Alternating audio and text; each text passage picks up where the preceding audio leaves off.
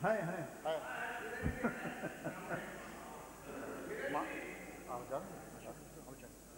माननीय अध्यक्ष महोदय जी, आपने मुझे माननीय राज्यपाल जी के भाषण में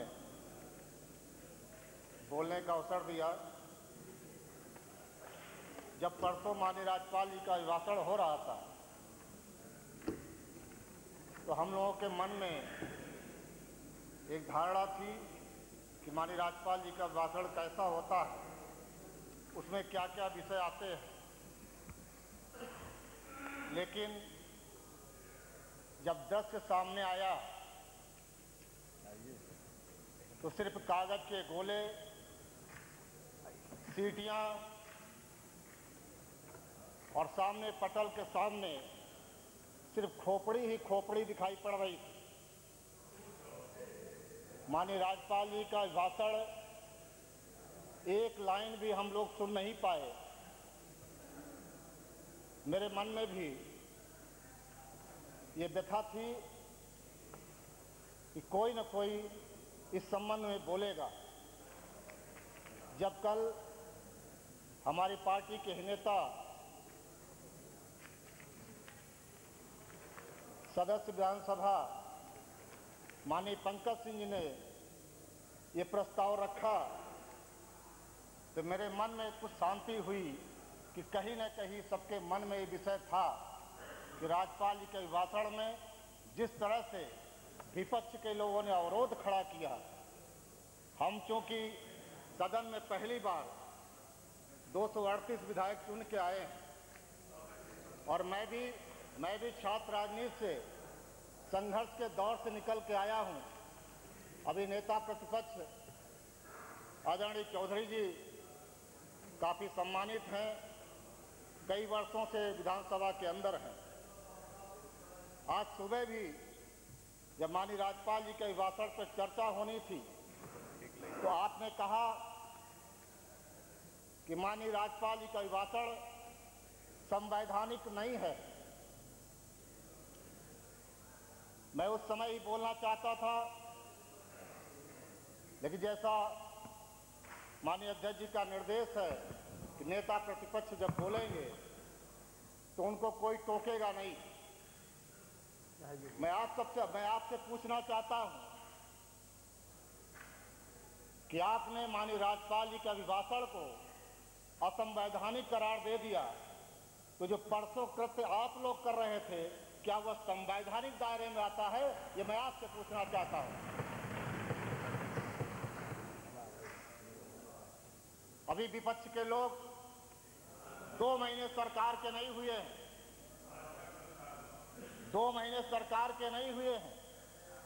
विपक्ष के लोग चर्चा करते हैं कि सड़कों पे आप क्या कर रहे हैं, नहरों में पानी के लिए क्या कर रहे हैं, बिजली के बारे में आप कौन सी तैयारी कर रहे हैं।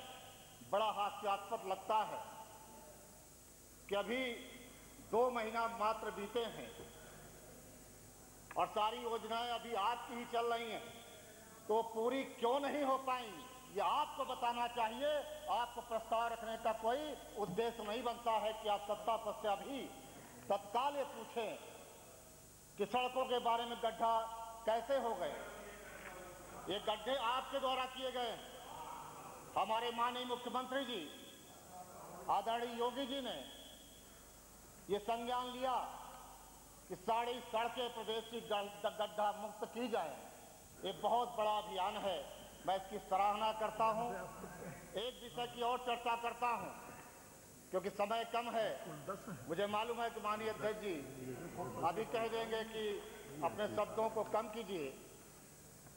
एक विषय जो हम लोग गांव देहात से राजनीति करके आते हैं, रायडी की सरेनी विधानसभा से, और इस समय 2 महीना गर्मी प्रचंड पड़ रही है। सरकार ने जो फैसला बिजली विभाग के बारे में लिया कि ट्रांसफार्मर 48 घंटे के अंदर निःशुल्क ट्रांसफार्मर बदल दिए जाएंगे, ये शायद इतिहास में पहली बार हुआ है। अन्यथा आज जब भी हम गांव के अंदर जाएंगे तो सबसे बड़ी समस्या ट्रांसफार्मर फूंक जाने की आती है। पहले होता था गांव में अब सरेनी वाली पूरे बात क्या गांव कर से रहे हैं? चंदा होता था। धीरेन्द्र जी, सरेनी वाली बात कर लीजिए, फिर तो चला जाए। जी दलील कुछ सरेनी की बात कर रहे थे। सरेनी की बात करूंगा, सरेनी पे आ रहा हूँ, वही कह रहा हूँ, वही ट्रांसफार्मर चर्चा कर रहा हूँ। क्योंकि जब गांव में जाता हूँ बड़ा आसानी रहती है। पहले होता था जब ट्रांसफार्मर फूक जाता था, आप सभी लोग जो देहात से आए हैं यहाँ विधानसभा में चुन के, पूरे गांव के लोग चंदा करते थे गांव में, और 15 दिन में ट्रांसफार्मर बदल पाता था। हमारी सरकार ने स्पष्ट नीति दिया कि 48 घंटे के अंदर निःशुल्क ट्रांसफार्मर बदला जाएगा, कोई किराया किसी जनता के ऊपर नहीं पड़ेगा। ये सबसे बड़ा सराहनीय कदम है। दूसरा मामला भी आया, अभी गांव में, आप चुप रहे हैं, अभी गांव में अब आप लोग जरा शांत रहे, सुन लें, आपकी बात बहुत सुनी जाती है। हम लोग सत्ता पक्ष के लोग इसलिए दायरे में रहना है, अन्यथा जिस तरह भाषा आप लोग बोलते हैं, हमारा नेता सदन बोल रहा हो चाहे जो बोल रहा हो, हम लोग चुपचाप सुनते रहते हैं। चुपचाप सुनने को कायरता नहीं समझना चाहिए। क्या बात है। हम लोग विषय रख सकते हैं, आपकी बातों का जवाब दे सकते हैं। सिर्फ तेज बोलना और हर समय कमी निकालना, इस सत्ता पक्ष के खिलाफ अपना हमेशा गलत आचरण रखना, क्या विपक्ष का यही काम बचा हुआ है? मैं विपक्ष के लोगों से कहना चाहता हूं कि हम लोग भी छात्रावास से निकल के आए, बड़े बड़े सम्मेलन हम लोग कराते थे, तमाम विश्वविद्यालयों के नेता वहां पर उपस्थित होते थे, सबकी अपनी अपनी राय होती थी, एजेंडा बनता तो उस पर सहयोग करके हम लोग काम करते थे। आज मैं समझता था सदन में मैं जाऊंगा तो ऐसा दृश्य देखने को मिलेगा, लेकिन जैसा दृश्य देखने को मिला, मैं निश्चित तौर पे अंदर से मैं क्षुब्ध हुआ। लेकिन माननीय पंकज सिंह जी ने जब विषय को यहाँ पर रखा और उस पर चर्चा हुई, उस चर्चा के दौरान एक कांग्रेस के अब आप नेता समाप्त विपक्ष करें। बनते हैं। अब आप समाप्त बस करें। अध्यक्ष जी 1-2 मिनट समाप्त कर दूंगा। अब आप एक नेता, कोई कांग्रेस के नेता आज भी बोल रहे थे, नहीं, उनकी बिना बात सबूत के भारतीय जनता पार्टी के ऊपर इतना बड़ा आरोप लगा देना और उसके बाद क्षमा मांगने के लिए 1.5 घंटा तक सदन के हर व्यक्ति चिल्लाते रहे और उन्हें क्षमा नहीं मांगी सदन के अंदर। ये बहुत ही चिंतनीय और शोभनीय घटना है। मैं फिर अभी अपने सरकार के जो अभिभाषण उस संबंध में जाना चाहूंगा। अभी नहरों की समस्या को लेके सरेनी विधानसभा में, तमाम विधानसभाओं में नहरों में पानी नहीं है, नहरें सूखी पड़ी हैं। जब से भारतीय जनता पार्टी की सरकार उत्तर प्रदेश में नहीं है, तब से नहरों में पानी नहीं है। समाजवादी पार्टी के लोग कह रहे थे नहरों में पानी बह रहा था। मैं उनसे पूछना चाहता हूं, किस नहर में पानी चल रहा था, वो बताने का जरा कष्ट हमको करेंगे। और इस बात को माननीय अध्यक्ष जी का भी क्षेत्र, मेरा सौभाग्य है कि मेरी विधानसभा से लगा हुआ विधानसभा उन्नाव है और वहां भी नहरों में पानी नहीं है। इस संबंध में मैं अध्यक्ष जी से भी कई बार चर्चा कर चुका हूं, निवेदन कर चुका हूं। माननीय धर्मपाल जी सिंचाई मंत्री, उनसे निवेदन कर चुका हूं। माननीय मुख्यमंत्री जी को मैं अपना निवेदन दे चुका हूं और सब जगह से आश्वासन मिला है कि सिंचाई के लिए नहरों में पानी आएगा, किसानों के कल्याणकारी योजनाएं पूरी की जाएंगी। मैं इसी के साथ 1 मिनट और लेते हुए अपनी बात समाप्त कर दूंगा। अब आप अभिभाषण का समर्थन कर दीजिए। अभिभाषण के समर्थन में बोल रहा हूँ। धन्यवाद प्रस्ताव।